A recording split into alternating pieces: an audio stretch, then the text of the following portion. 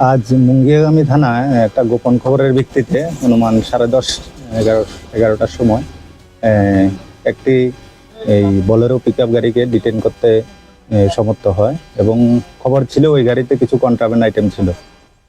তো ওই গাড়িকে ডিটেন করার পরে আমরা এনডিপিএস এর আইন অনুযায়ী ওই গাড়িতে সার্চ করি এবং সার্চ করার পরে প্রায় 105.5 কেজি এই গাঞ্জা উদ্ধার হয়।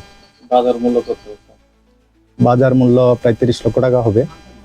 আর আমরা একটা এনডিপিএস এর আওতায় একটা কেস রেজিস্ট্রেশন করি। গাড়িগুলা কোন দিক থেকে কোন দিক থেকে?